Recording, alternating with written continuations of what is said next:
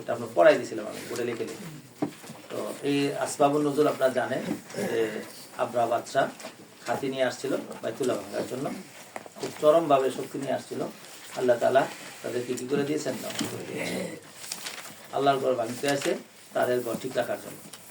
আলাম তারা কাইফা ফাআলা রাব্বুকা বিআসহাবিল ফিল, আপনি কি দেখেন নাই কিরকম করেছে আপনার প্রতিপালক হাতিবাদী।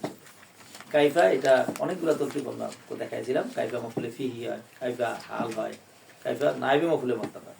কাইফাল ফেল, আলাম তারা ফাআলা রাব্বুকা বিআসহাবিল কাইফাল ফেল, কিরকম কাজটা করেছে, এই একটা তরকিব হিসাবে আপনার তর্জমা আসে।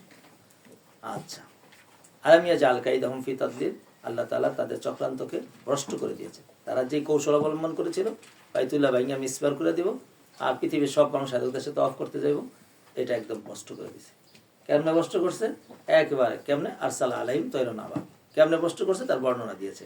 তাদের উপর পাঠাইছে তয়রান, তয়রান পাখি, এটা মবদাল মিনো আবাবিল বদল।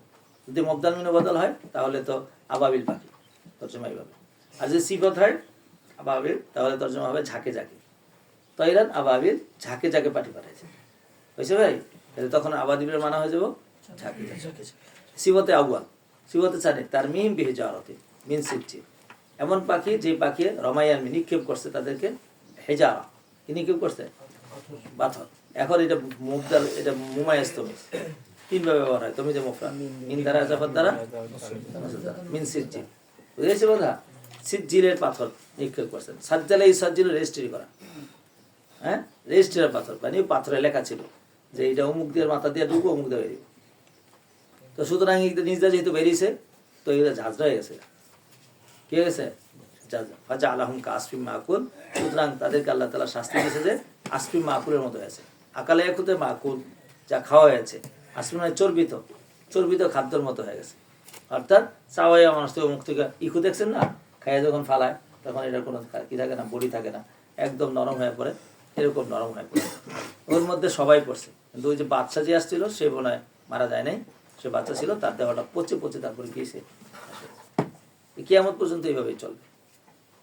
এবং আমরা শুনেছি, পত্রিকায় আসছে, দেখাইছে কয়েকবার যে এই বাবরি মসজিদে ভাঙছে, যেই যারা এটা ভাঙ্গার কাজের মধ্যে অগ্রগণী ভূমিকা পালন করেছে, সবগুলো কানা হয়ে গেছে এবং শরীর পচে পচে মরেছে। পত্রিকায় আসছে, অনেকদিন পর্যন্ত আসতে দেখছি।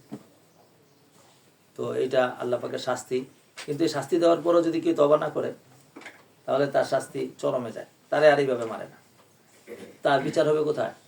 পরকালে। কারণ তার এই শাস্তি দিলে শাস্তি হইব না, শাস্তি পুরো হইব না। তো সুতরাং কাফের বেঈমান সব একসাথে হচ্ছে, কিন্তু আল্লাহ তাআলার শক্তি দুর্বল হয়েছে না সবল? সবল। আল্লাহ শাস্তি দুনিয়াতে তাদেরকে সামান্য দিয়ে থামায় রাখতে চান, কারণ দুনিয়া দারুল ইমতিহান। আল্লাহ চান তোমাদের মধ্যে কে মুজাহিদ ফি সাবিলিল্লাহ হয়ে শহীদ হয়, কে মুনাফিক হয়, এগুলো সব পরীক্ষা করার জন্য আমাকে তোমাকে এই দুনিয়াতে রাখছে। আচ্ছা, পরের সূরা আমি আবার পরে